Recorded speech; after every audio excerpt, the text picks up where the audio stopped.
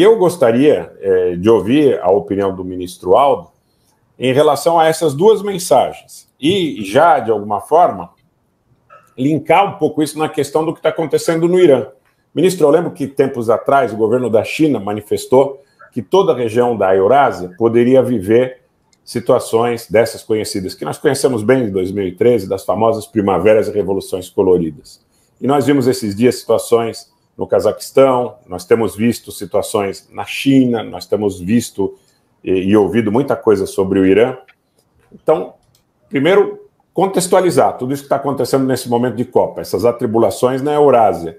E depois essas duas mensagens, como o senhor vê, são mensagens antagônicas, né? Uma mensagem, parece essa do grande reset, essa mensagem que leva a causa da justiça às mulheres iranianas da maneira que é compreendida e entendida no Ocidente, que fala também sobre os ucranianos, sobre os direitos da comunidade LGBT, e essa questão do jogador marroquino carregando a bandeira da Palestina.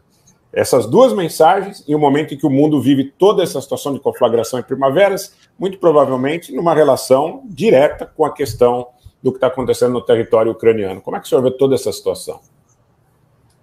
Rogério, é preciso fazer um exame pregresso da relação da FIFA com o mundo árabe, com a Palestina e com Israel.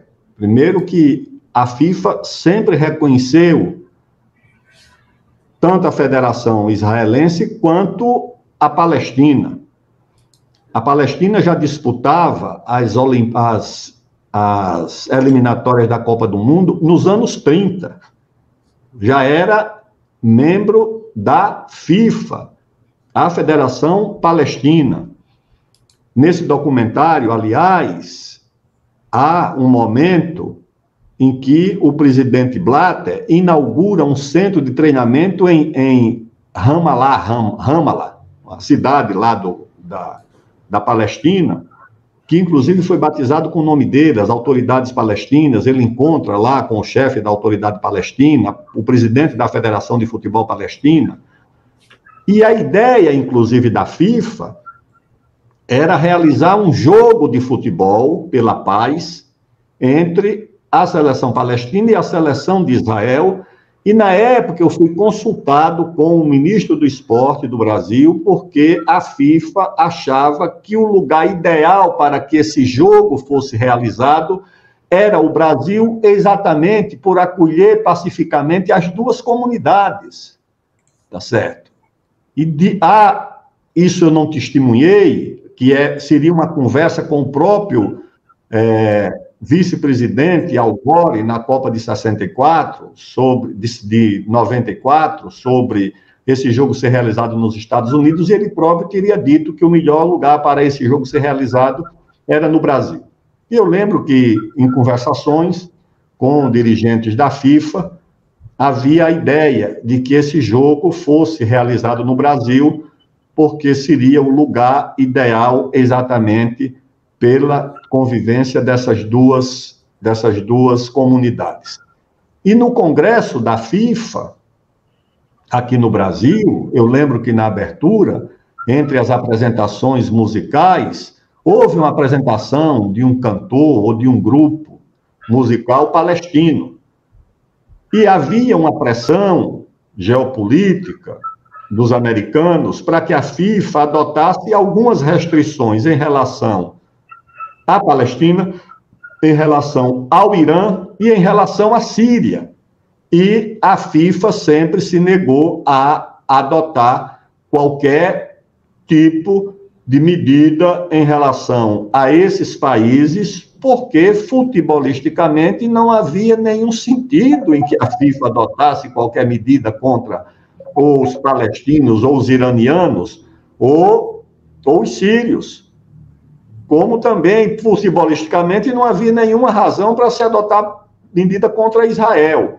O único país contra o qual a FIFA adotou uma medida de exclusão foi contra a África do Sul na época do Apartheid, inclusive pelo próprio presidente João Havelange, e pesou muito a eleição dele com o voto dos países africanos por esse motivo, porque o antecessor, que era o inglês, que era o presidente da FIFA, era tido como um homem condescendente com o apartheid da África do Sul. E João Avelange se comprometeu a excluir a África do Sul por causa do apartheid, medida que foi muito bem avaliada e muito bem vista pelos países africanos.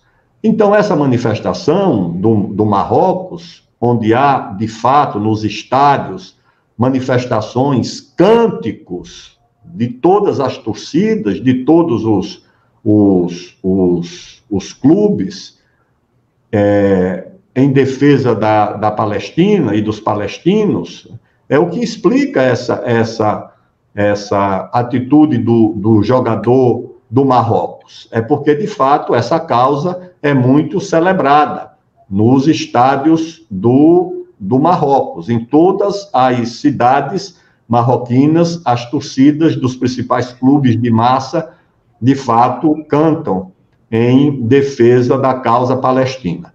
Essa outra manifestação, que foi a manifestação do torcedor no jogo do Irã com os Estados Unidos, isso naturalmente é aquilo que os grupos que querem que a FIFA assuma essa agenda global, que eles querem que a FIFA imponha, mas eu não vi, por exemplo, esse tipo de manifestação nesse encontro que teve no Egito, essa cúpula do meio ambiente.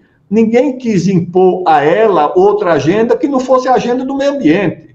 Houve diferenças, houve disputas, houve debates, mas em torno do meio ambiente. Ninguém quis impor essa agenda. Ninguém quer impor essa agenda nas reuniões do G20. Por que é que querem impor essa agenda à FIFA? Essa agenda do politicamente correto? Por que é que querem impor essa agenda? Eu acho que é uma tentativa de cavar uma espécie de abismo, de fosso, erguer uma muralha da China entre a FIFA e essa agenda, e essas causas, e colocar na defensiva os países que têm lá as suas próprias políticas, a sua própria cultura. Essa agenda, na verdade, se volta contra os países árabes, contra a China, contra a Rússia. É a agenda patrocinada pela Europa Ocidental e pelos Estados Unidos.